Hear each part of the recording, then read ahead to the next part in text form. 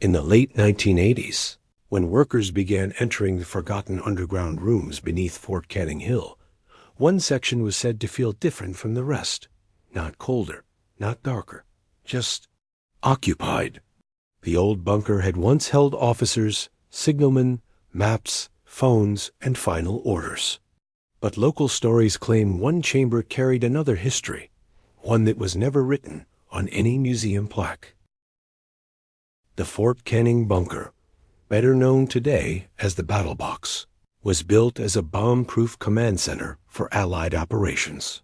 During the final days of the Malayan campaign, it became one of the most important rooms in Singapore.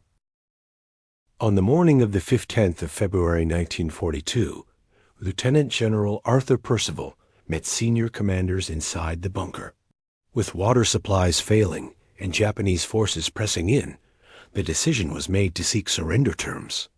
But after the British left, the bunker did not fall silent. After the surrender, Japanese forces occupied the complex and used it for communications until the end of the war. That is where the legend begins to split. Some versions say prisoners were brought below for questioning. Others say the torture chamber was never an official room at all, only a service chamber where screens echoed through the ventilation shafts. No public record confirms such a chamber, but the stories stayed.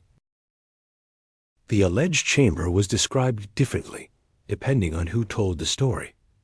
A locked story, a disused interrogation room, a punishment cell, a room that appeared warmer than the rest of the bunker, even though no machinery was running. One former visitor claimed the air inside smelled faintly of metal and wet rope. Another said the wall seemed to absorb sound until someone stood alone in the doorway. The earliest accounts did not describe screams.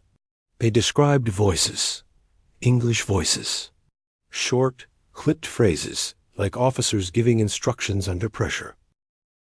Hold the line, check the water, repeat the message.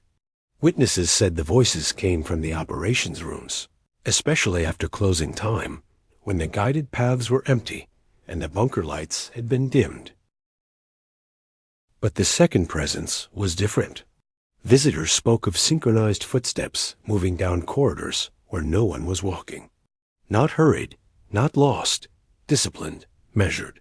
Japanese military boots, stopping outside closed rooms, then continuing through doors as if the bunker's walls were no longer there. One story often repeated among paranormal circles involves a guide who heard knocking from inside a restricted room. 3 knocks, a pause, then 3 more. When he unlocked the door, the room was empty, but the chair inside had been turned toward the entrance. He reportedly locked it again and refused to continue the tour without another staff member nearby. In a more recent account, a visitor claimed she recorded a short video near one of the deeper passageways. At first, the clip showed nothing unusual, just walls, pipes, and the guide speaking in the distance. But when she played it back, a second voice appeared behind her. It was low, male, close to the microphone, and it said only one word: leave. The most disturbing part of the legend is not that people hear British or Japanese soldiers. It is that the two hauntings seem separate. The British voices remain in the command rooms, trapped in calculation, defeat, and impossible choices. The Japanese footsteps remain near the deeper corridors, moving with purpose, as if still guarding something. And between them sits the unnamed chamber. No official sign, no confirmed record. Only the stories of people who stood outside and felt watched from within. Today, the Battle Box is remembered as a place of military history, a preserved witness to Singapore's darkest hours. But beneath Fort Canning Hill, history does not feel distant. It feels close, pressed into the concrete, waiting in the sealed air.